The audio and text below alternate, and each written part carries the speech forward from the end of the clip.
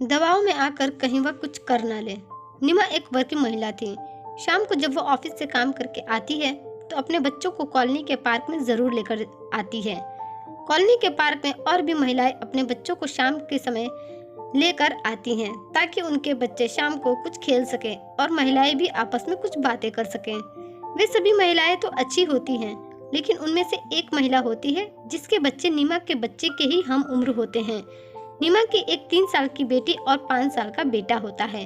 वह महिला नीमा के बच्चों को हर रोज देखकर यही कहती है कि कितने दुबले पतले बच्चे हैं, लगता है इन्हें कुछ खाने पीने के लिए मिलता नहीं है। इनके माँ बाप भी इन पर बिल्कुल ध्यान नहीं देते हैं। ध्यान भी कैसे देंगे, घर पर रहेंगे तभी तो बच्चों पर भी ध्यान दे सकेंगे, इसलिए तो ऐसे हैं बच्चे। जब कभी उसके बच्चे और नीमा के बच्चे आपस में खेलते हुए कभी लड़ाई कर बैठते तो वह महिला जोर जोर से हंसती और कहती कि देखो मेरे बच्चे कितने स्ट्रांग हैं, मेरे बच्चों ने नीमा के बच्चों को गिरा दिया।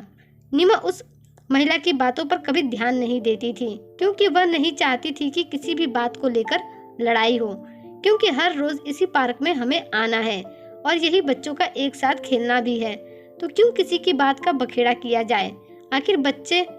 आखिर इससे बच्चों पर भी बुरा प्रभाव पड़ेगा, इसलिए नीमा चुप रह जाती है। वह महिला जब भी ऐसा कुछ कहती है तो नीमा अपने बच्चों को लेकर घर चली जाया करती थी। लेकिन तभी एक दिन नीमा जब पार्क में किसी से फोन पर बातें कर रही थी तो इसी बीच उसके बच्चे और उस महिला के बच्चों में लड़ाई हो जाती है। झगड़ा कुछ ज्यादा ही बढ़ जाता है। वह औरत नीमा के बेटे को थप्पड़ मार देती है। नीमा का बेटा जोर जोर से रोने लगता है। अपने बेटे की आवाज सुनकर नीमा दौड़ती आती है तो पता चलता है कि उस औरत ने उसके बेटे को थप्पड़ मार दिया है। उस औरत के थप्पड़ के निशान उसके बेटे के गालों पर साफ नजर आ रहे थे। नीमा इस बात पर बहुत गुस्सा हो जाती है क्योंकि आज हुआ यह था कि नीमा के बेटे ने ही उस औरत के बच्चे को धक्का दे दिया था, जिस पर उस महिला को आज बहुत गुस्सा आ गया क्योंकि हमेशा तो उसका ही बेटा नीमा के बेटे को धक्का दे दिया करता था, तो वह बहुत मजे लेकर यह बात जोर जोर से सबसे कहा करती थी। लेकिन आज बाजी उल्टी पड़ गई थी। नीमा अपने बेटे को चुप कराने लगती है तो वह महिला कहती है कितना बदतमीज लड़का है यह, लगता है माँ बाप ने कुछ सिखाया नहीं। माँ बाप जब बच्चों पर ध्यान नहीं देंगे तो बच्चे तो ऐसा करेंगे ही, लेकिन माँ बाप को भी जब फुर्सत नहीं अपने बाहर के कामों से तो वह बच्चों पर ध्यान कैसे देंगे। उस महिला की यह बात सुनकर आज मीना का भी पारा चढ़ गया।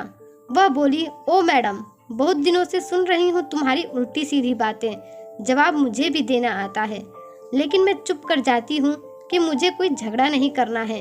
लेकिन आज बात बहुत बढ़ चुकी है। जब तुम्हारे बच्चे मेरे बच्चों को धक्का देते हैं तो तुम हंसती हो। आज मेरे बेटे ने तुम्हारे बच्चे को धक्का दे दिया तो फिर तुम्हें क्यों बुरा लग रहा है। बच्चे हैं, आपस में खेलते हैं, झगड़ा भी होता ही रहता है, लेकिन फिर अगले दिन बच्चे एक दूसरे के साथ फिर से खेलने लगते हैं। इसका मतलब यह नहीं है कि तुम दूसरों के बच्चों को जाकर मारने लगोगी। क्या मैंने कभी तुम्हारे बच्चों को छुआ भी है या फिर कभी तुम्हारी बातों का उल्टा जवाब भी दिया है।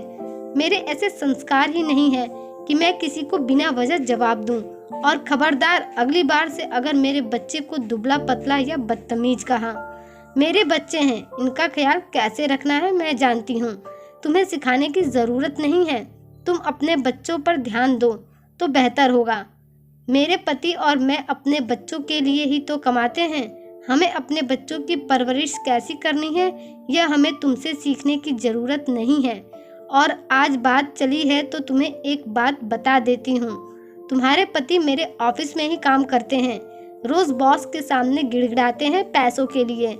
हर महीने उनकी यही आदत है, महीना खत्म होने से पहले ही सैलरी मांगने लगते हैं।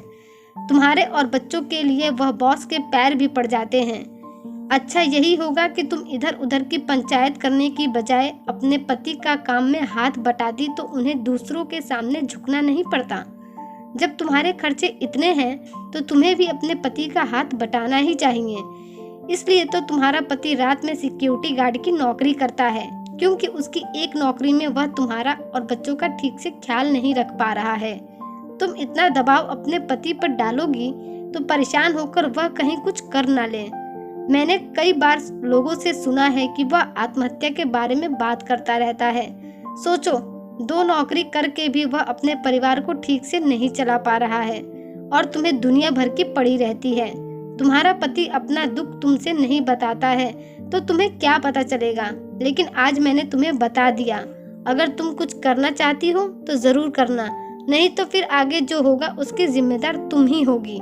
मेरा काम था बताना, मैंने बता दिया। हो सकता है इससे तुम्हारा कुछ अच्छा हो सके, अगर तुम्हें समझ में आया होगा तो। आज वह औरत नीमा की बातें चुपचाप सुन रही थी और उसकी आंखों से आंसू बहते जा रहे थे। नीमा अपने बच्चों का हाथ पकड़कर अपने घर ले आती है। दोस्तों, आपको मेरी आज की कहानी कैसी लगी कमेंट करके ज़रूर बताइएगा। ऐसी ही कहानियों के लिए हमारे चैनल को सब्सक्राइब कर लीजिए। धन्यवाद।